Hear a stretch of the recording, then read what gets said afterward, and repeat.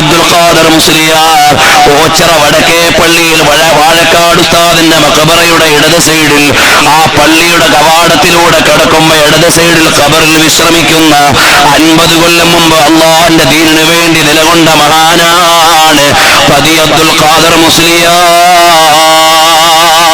വഹൽ മൗത്തിൻ സറാ ഫി ജിസ്മി മിഫ്ളാലി മുലഖബിൻ ബിപദി ദിൽ ഹുസ്നി അഹ്വാലി وجاء من تلوذا كل الإبطال حاجي مركارذو عز وإجلال.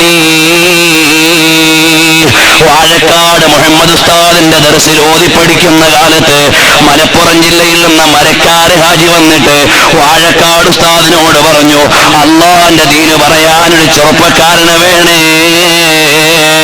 ഉടനെ മഹാനായ പതി ഉസ്താദ് അവറുകൾ അന്ന് തഫ്സീർ മിസ്കാത്ത് ഓതുന്ന ചെറുപ്പക്കാരനാണ്. കിതാബെടുത്തൊരു ഷാളിൽ കെട്ടി നെഞ്ചത്ത് വെച്ച് കൊടുത്തിട്ട് പോയിക്കോ മോനെ. നേരെ മലബാറിലേക്ക് പോയിട്ട് എന്താണ് ചെയ്തത്?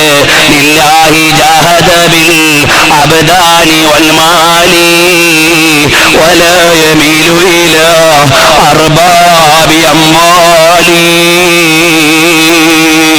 കേട്ടോ, ഞാൻ വഅദ് പറയാൻ ഇത്ര ഫ്ലെക്സ് വേണമെന്ന ഡിമാൻഡില്ല, ഇത്രയുടെ മൈക്ക് വേണമെന്ന ഡിമാൻഡില്ല, ഇത്ര കൈമടക്ക് വേണമെന്ന ഡിമാൻഡില്ല, ഇത്ര ഓഡിയൻസ് വേണമെന്ന കരാറില്ല. അന്ന് മൈക്ക് പോലും അപൂർവമായ കാലമാണ്.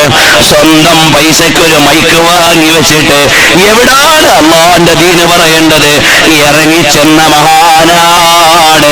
അതല്ലേ എഴുതിയത് മലപ്പുറം ജില്ലയിൽ ശംസുൽ ഉലമാ ഇ.കെ. ഉസ്താദ് അവർക്ക് ഖാദിരിയ തരീഖത്തിന്റെ ഇജാസത്ത് നൽകിയ ചെറുള മുഹമ്മദ് മുസ്ലിയാർ എന്ന മഹാൻ എഴുതിയ മർസിയത്താണ് ഞാൻ ചൊല്ലിയത്.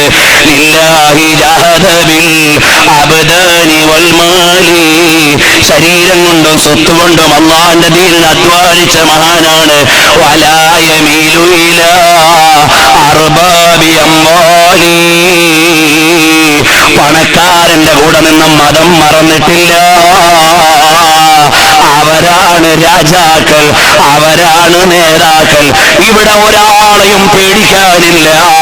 കാരണം പേടിക്കപ്പെടുന്ന എല്ലാ ശക്തിയും മരിക്കുന്നതാണ്. പേടിക്കേണ്ടത് റബ്ബിനെയാണ്. അല്ലാഹുവിനെ ഭയന്നവർക്ക് ഇവിടെ യാതൊരു പ്രശ്നവും ഇല്ല. ലില്ലാഹി ജാഹദ ബിൽ അബ്ദാനി വൽ മാലി വലാ യമീലു ഇലാ അർബാബി അംവാലി. അതല്ലേ മഹാനായ പതി ഉസ്താദ് അവറുകള് പണത്തിന് വേണ്ടി മതം മാറ്റിയില്ല, അല്ലാഹുവിനെ മറന്നു ജീവിച്ചില്ല.